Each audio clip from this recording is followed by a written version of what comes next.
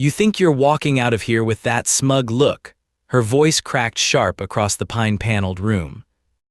You have nothing, you hear me, he snarled, shoulders squared against the framed federal seal above the doorway. Wanna tell them what you did? Her hand hovered over the stack of cassettes on the desk, one finger pressing play. Turn that off right now, don't. Go ahead, tell the truth for once.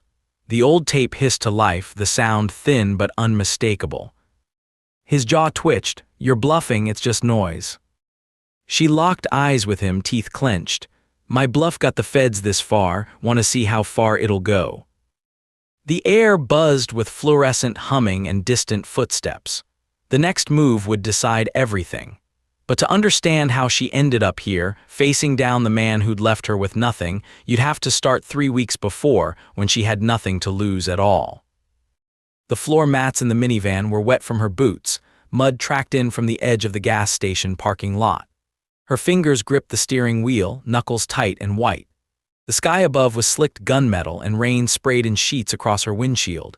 Just another Tuesday in coal country, with a Bank of Kentucky eviction notice folded sharp on the dash. $11 in her account, and her only plan was to drive. That was how Megan ended up living in her car behind the shuttered Dollar Crown on Route 90.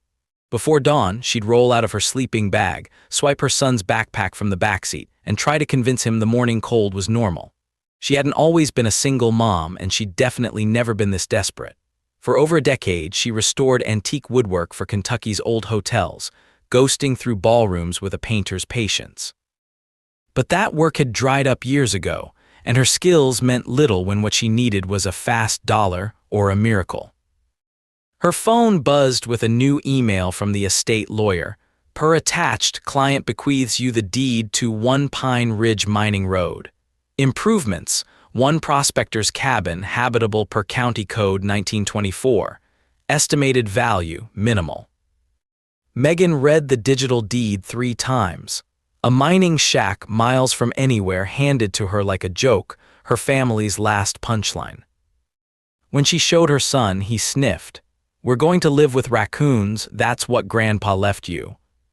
She shrugged, Josette, maybe so. People in town called it a lost cause. That old cabin's just rot in squirrel nests.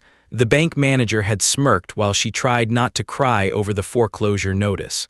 Not even the meth heads want it. Still, on the 4th desperate night, something in the corner of her backseat caught her. Jutting from her late grandfather's canvas duffel, a battered, odd-shaped key with a tag, main room. Someone had tucked a handwritten note beneath it. Slanting, faded letters, if you're reading this now, you might still have a shot. Her breath caught, that was new. If you've ever watched someone strip you down to nothing and dared you to stand back up, this one's for you. The drive to the old place began at dawn, fog stalling between the hollows and the gullies. Megan's son, Sam, skinny, solemn, the kind of kid who never begged for toys, kept silent most of the way, arms folded tight as seatbelts. They took the county blacktop out of town, past the battered mining headframes, until the GPS spun out and the only directions were her own memory and the scrawled note.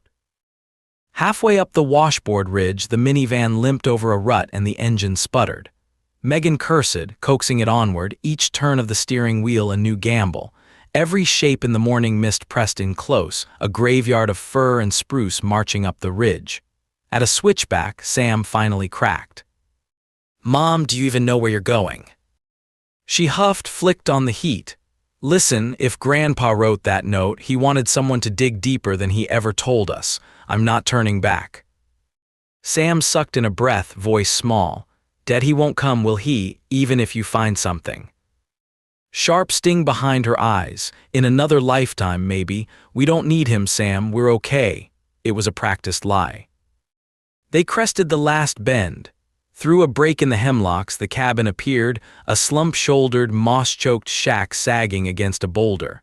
The world seemed strung with silence there, all birdsong snuffed out by the hush of waiting wood. Megan killed the engine, glancing at her son. His reflection pooled in the window, wavering. You want to wait in the van. He shook his head, lips pressed thin.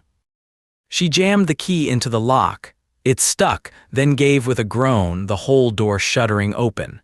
Air spilled out musty, tinged with smoke and something metallic. "Smells like death," Sam muttered. Her heart pounded. This was it. Home for now, or maybe the last dead end. At the threshold, Megan spotted the first odd thing. Above the stone hearth, pride of place, a massive bighorn sheep's head, glass eyes watching the dust. Sam nudged her. "Why'd Grandpa have that?" She said nothing, only moved forward, pulse banging in her throat. The cabins inside sprawled with old trunks, peeling wallpaper, piles of yellowed newspapers. But it wasn't any of those that made her stop. Someone had set a metal lockbox on the mantel, dust thick on every inch. Taped to it, another scrap of paper, her grandfather's shaky print. "Don't trust what you can see. Look deeper." Her stomach flipped. The first real hook, a box, a warning, and a predator watching from the wall. This place held more than rot. She pressed her palm to the old sheep's nose. It gave, shifting on a hinge she'd almost missed. Something inside the hollow skull scraped metal on metal. Hook 2. Sam gawked. "Is this for real, Mom?" She yanked herself back. "Let's find out." The heavy glass eyes of the animal seemed almost to wink as she pulled it open, and the future they never guessed at blinked awake. While Sam poked at the corners for loose floorboards, Megan's hands shook against the coarse fur of the bighorn's neck. She tugged the head forward on its hinge, the scent of camphor and old tobacco wafting out. Her fingers brushed something smooth, a tin box wedged deep in the eye socket's curve. She pulled it free, almost dropping it as it clanked against the wall. Sam crept closer. "What's in it?" Megan cracked the lid. Bundles of bills stared up, great, thick folds of camo green and faded red, all denominations 50 and 100, the paper thick, aged to velvet. The oldest bill she could pick had Woodrow Wilson's face. The box wasn't heavy, but stacked bills lined it to the brim. "Money?" Sam asked, voice slack with disbelief. She nodded, awestruck, but her hackles prickled. Old money, maybe from Prohibition days. A thin coppery scent rose from the bills, sharp and peculiar. She probed further, found 2 more tin boxes nested behind, each stuffed as full. Gingerly, she set them on the plank table. "Don't touch these, Sam. We don't know what's in them." He clasped his hands, suddenly solemn. "Is Grandpa trying to help us now?" Tears pressed behind her eyes, furious and grateful in one breath. On the bottom of the first box rested a folded slip of paper, a will written in thick fountain pen. "To my granddaughter, this is yours, but no, land's never just empty ground. Some things grow beneath, won't stay buried." Her fingertips tingled. She sat, slumping onto the bench, and read aloud for Sam. "My old partner had skeletons. If you're reading this, Josh has sold us all short. He faked more than signatures, he faked the whole record." Every word sank in, heavy as a marble slab. Josh, her oldest son, his name scrawled in rage. At the bottom, a second key, this one labeled, "Basement, don't go alone." Sam's voice was shaky. "Mom, what did he fake?" She snapped the will closed, hand trembling. "Maybe the only reason you and I ever ended up with this shack." Next to the will, Megan found a yellowed photograph. Her grandfather and another man, standing arms crossed in front of the same bighorn head now in this room. The other man, narrow face, sharp eyes, wore a suit, the pocket watch chain glinting. Scrawled across the back, in hurried letters, "Bootlegger's deal ends here. If you find the money, find the truth. Josh knows more than he told you. So does the banker."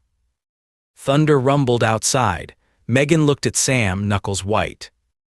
"We're not leaving this room until we know what else they hid," she said through clenched teeth.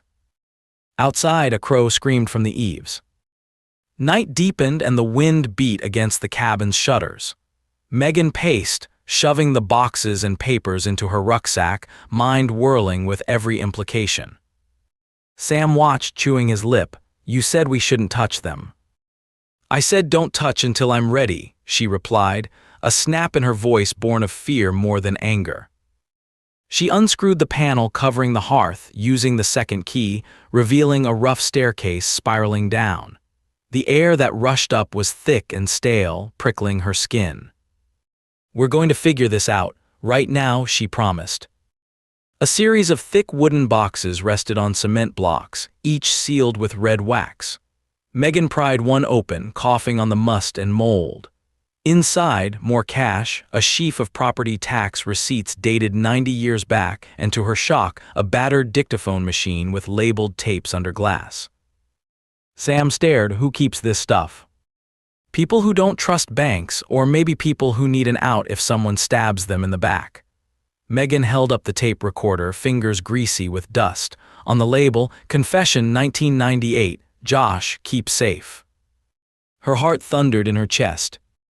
Upstairs, her phone chimed. A foreclosure reminder, a 3-week countdown until the cabin, the land, all of it would be auctioned off. They had 3 weeks to make all this mean something, or lose everything for good. Megan tossed the dictaphone and tapes into the bag, along with the new stack of bills and documents.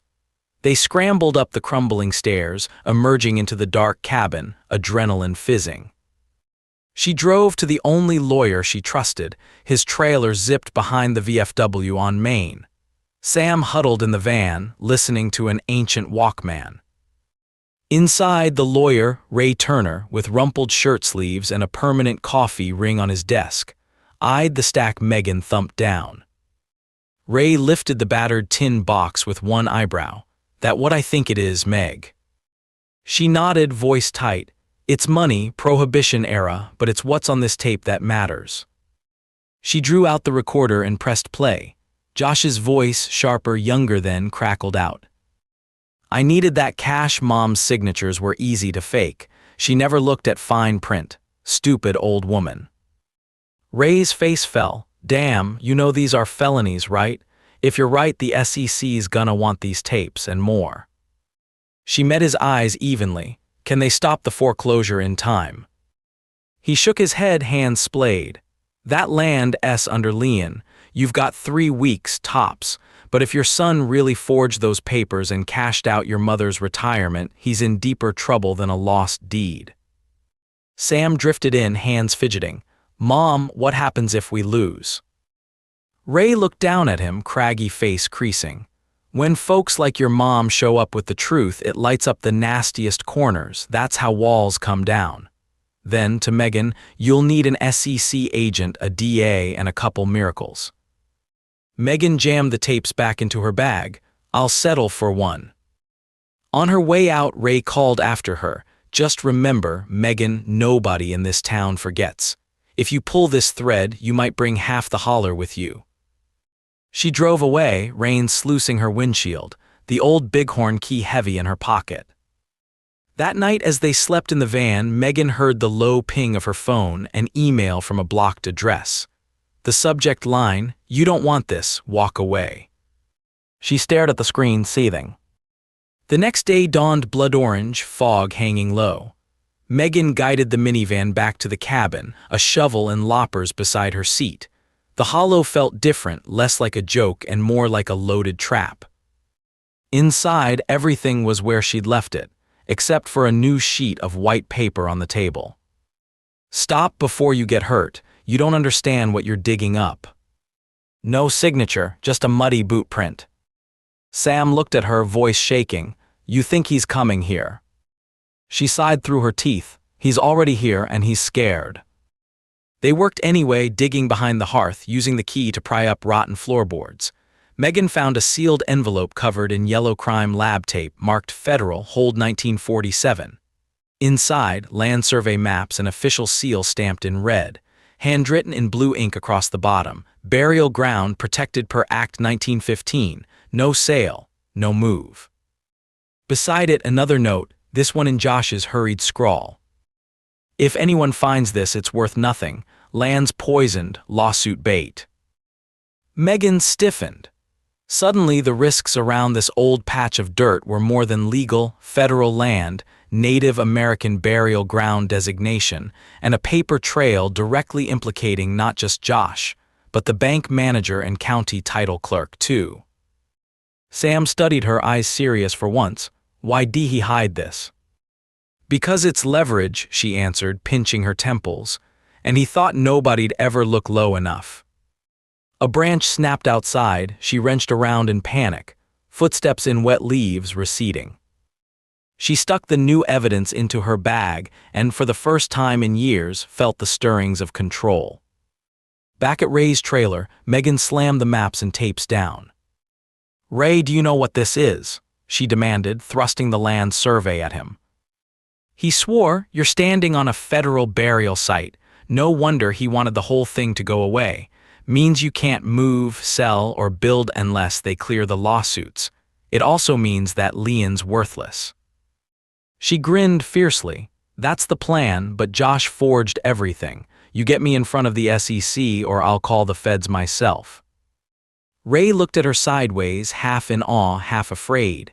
"You always were your grandfather's girl, but this is bigger than just us, you know." She nodded, voice raw. "It has to be." He dialed, put the phone on speaker. "SEC, Louisville Field Office," the tinny voice answered.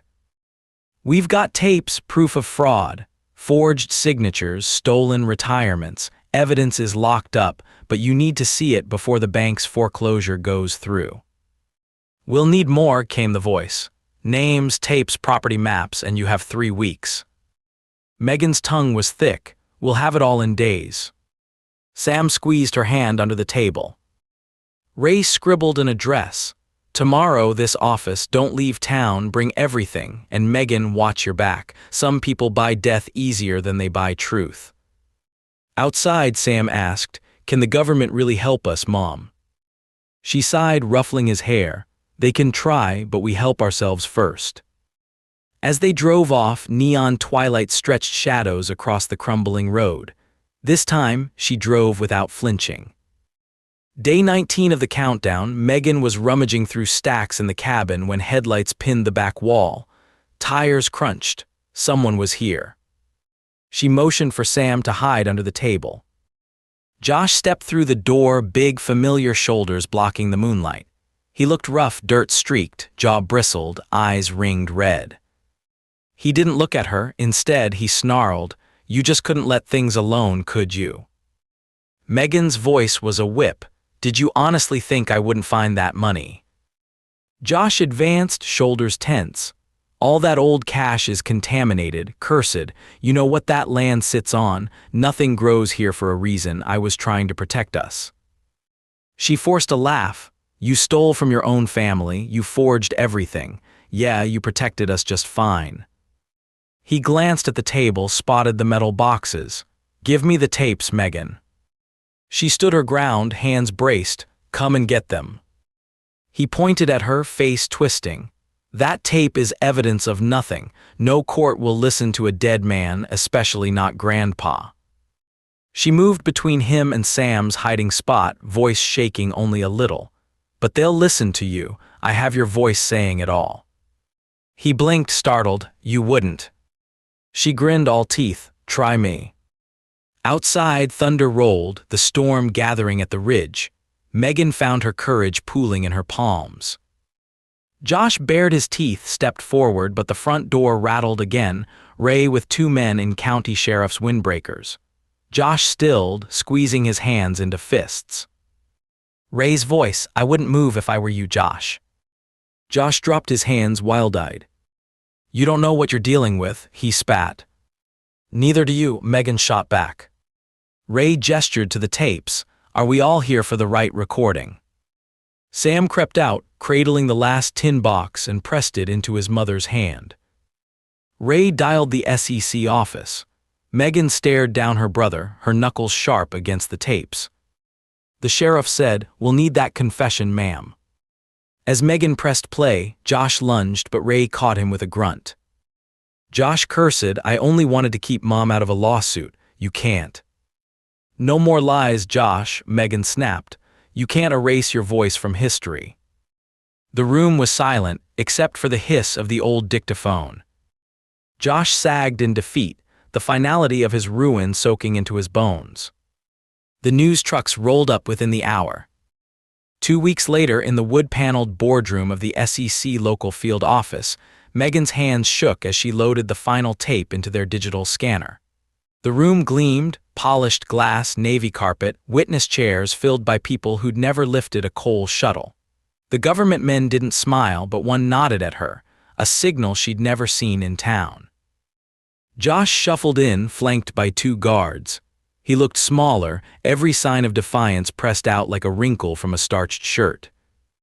Megan stood, voice clear, holding the metal box with both hands. You called it a nothing piece of land. You stole from the only person who loved you, not anymore.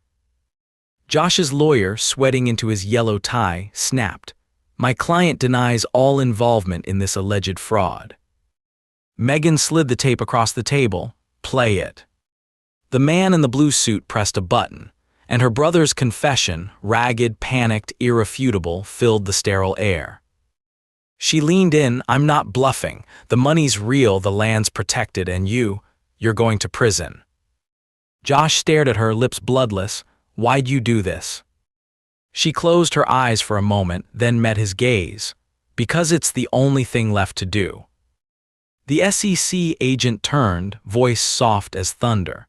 Based on these recordings and the corroborating documents, Mr. Bennett, you're under federal investigation for securities fraud, forgery, and wire fraud. Ray stepped forward, a proud tilt to his head. You picked the wrong woman to cross, son. Sam stood beside her, hand in hers, silent but fierce. Josh's facade buckled. What about Mom? She won't ever forgive this. Megan's voice was soft now, almost a whisper. Neither will I. The agent recited the charges, the numbers stacking up, and the room hung heavy with the consequences. As Josh was led away, one of the agents smiled faintly at Megan. You willing to talk with DOJ about a fund for local students, first in their families like your grandpa? She nodded, tears spilling at last. That's what he would have wanted. The sheriff collected the last of the tapes. Ma'am, you did the hard thing, he said, hushed. Not everyone would. Ray clapped her on the shoulder, a rare gesture. Most folks never see justice done to their kin. Megan squared her shoulders, staring at the sun slicing through high windows. Josh walked out shackled, the weight of every choice settling around his neck. The rain came and went, but she stood fast. Josh was sentenced to 15 years in federal prison. The SEC seized his stolen accounts, every cent that wasn't long gone. The Justice Department made their findings public. Megan's tape, her testimony, and her grandfather's confession topped the news for days. The small banks who'd helped Josh cover up the theft got federal audits and resignations. The county clerk resigned in disgrace. For the first time in 30 years, the holler looked toward the battered cabin with something like respect. It took months, but Megan and Sam stayed in a rental trailer near town, community groups dropping groceries at their door, strangers waving in the grocery aisle. The bighorn head, cleaned and remounted, watched over her kitchen counter. Sam called it the good luck charm. Megan couldn't help but agree. Ray called one evening with news. Scholarship fund went through. Your grandfather's name S on the masthead.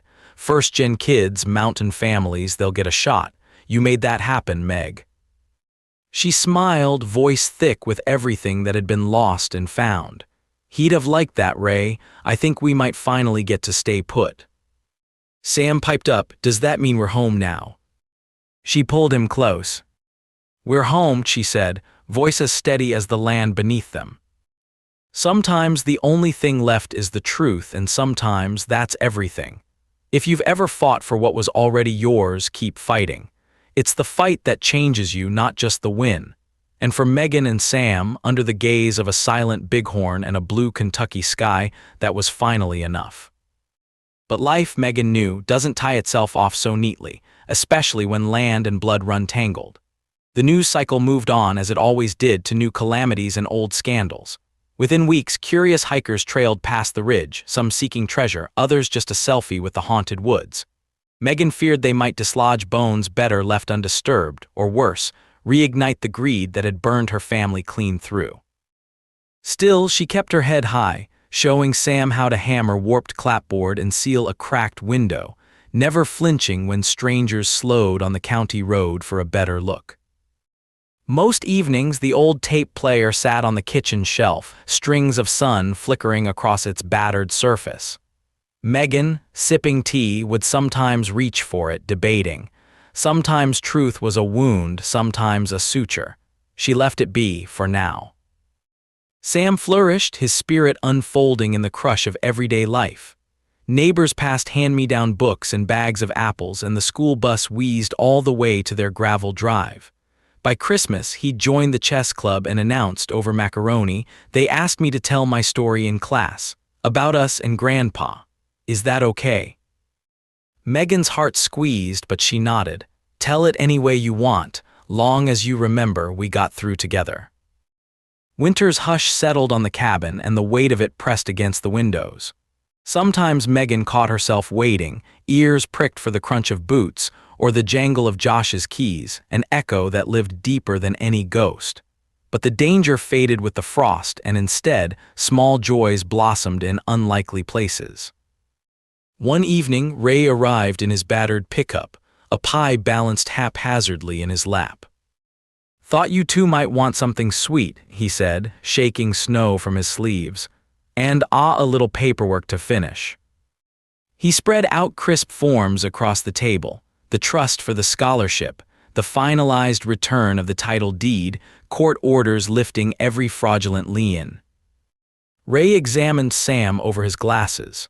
"Young man, what are you going to do now? Back to city life, college in the big smoke?"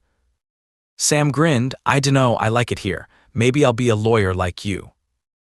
Ray snorted, but his eyes were kind. "Just make sure you don't get so tangled up you can't see truth for the bills and the mud. This place's got a way of keeping you honest or chewing you up if you're not." Sam's gaze flicked to Megan, and she squeezed his hand. After Ray left, Megan stared out into the silvered dusk. She still dreamed of her grandfather's note, its warning a splinter beneath her skin. Now she understood, the land was never empty. The past held roots and secrets, but it also held promise. February thawed the last crust of ice, and the first wild daffodils pushed free along the foundation. Megan spent afternoons gathering the scraps her grandfather left behind, letters, receipts, a type-in engraved with his initials. She decided to organize them for the scholarship archive, so that every child who came after would know the crooked, hard path their futures had once depended on. Neighbors grew bolder. Mrs. Atherton from the next hollow came bearing stories. "Your papa saved my daddy, you know, during the '68 flood. Made me promise I'd keep it quiet, but he was stubborn as an oak." A gather of old men stopped Megan at the diner, offering advice on fixing the stonework. "Don't let city folks tell you this place is only good for raccoons," one said, stirring his coffee.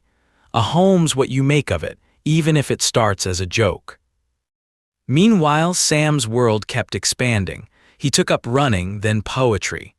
On a warm Friday, coming home after school, he burst through the door waving a flyer. "Career day, they want you to talk, Mom. Real people, real stories. I said you'd do it." Megan's mouth went dry, but Sam's eager eyes dared her to refuse. The day arrived in a rush of spring sunlight. She stood before a roomful of fourth graders, hands trembling. The principal, a soft woman with gray eyes, smiled encouragement as Sam slipped into a seat at the front. Megan cleared her throat. "My name's Megan, and I fix old things. Sometimes woodwork, sometimes trouble, sometimes just mistakes that have had too much time to grow big and mean." Laughter bubbled across the classroom. "One thing I learned, no one hands you a map for what you'll find under old floors. Sometimes you find rot, sometimes you find gold. Mostly you find pieces of both." A hand shot up. "Did you ever get scared?" asked a girl with braids. "All the time," Megan admitted. "And sometimes just being scared means you're about to do something right." Later, a teacher pressed her palm. "You know, Megan, you gave those kids something real. So many of them come from nothing. Showing them you stood up, that matters." That night, as Megan washed dishes under the warm hum of the kitchen light, Sam watched her quietly. "You ever still think of Uncle Josh?" he asked. She wiped her hands on her jeans, searching for the sharp edge inside. Sometimes, people aren't the worst thing they ever did, Sam, but you can't pretend it never happened either. I hope someday he tries to make it right, but that's not my story to write anymore. Sam nodded slowly. Weeks blurred by, and Green returned to the ridge in wild, astonished bursts. Megan sanded porch rails and patched the mossy roof with help from friends, and the odd volunteer inspired by the story on TV. Flecks of paint dusted her hair. Her hands grew strong again, knuckles healed from years of panic. On the one-year anniversary of their return, a day Megan marked quietly with black coffee and old pictures, she found herself standing by her grandfather's grave, Sam at her side. It was a small, lichen-streaked stone at the edge of the cabin's clearing. "Guess you always knew I'd make a mess before I fixed it," she whispered. Sam bent, tucking a daffodil behind the stone. "Think he'd be proud." She nodded. "I think he might even smile a little." A wind ruffled the high grass, and for a heartbeat everything was still. But there was one last loose thread Megan had left for the future. The money found in tin boxes, those stack of bills marked with faces from before her own father was born. The government had frozen most of it, pending permanent decisions about fate and provenance, but a small portion, what the feds called a finder's share, had landed in Megan's account, enough to fix the plumbing, patch the roof, and set aside a nest egg for Sam's college. Some nights after Sam was asleep, Megan sat at her kitchen table, fingering those few old bills, their corners soft with history, their value no longer criminal or cursed, just a strange kind of inheritance. She'd thought wealth would change her life. But it was something else that rebuilt her, hard truth seen to the end, owned aloud. One muggy summer evening, Megan got a call from a number she didn't know. "Hello," she said, wary. A female voice clipped, professional. "Megan Bennett, this is Special Agent Williams. We wanted to let you know your brother is up for parole review. It's possible you'll be contacted as part of the process. Are you prepared for that?" She took a breath. "I am, thank you." Afterward, she poured a whiskey, sat on the porch, and let the dusk hold her. She didn't know what she'd say if called upon. Mercy and justice warred inside her, as always.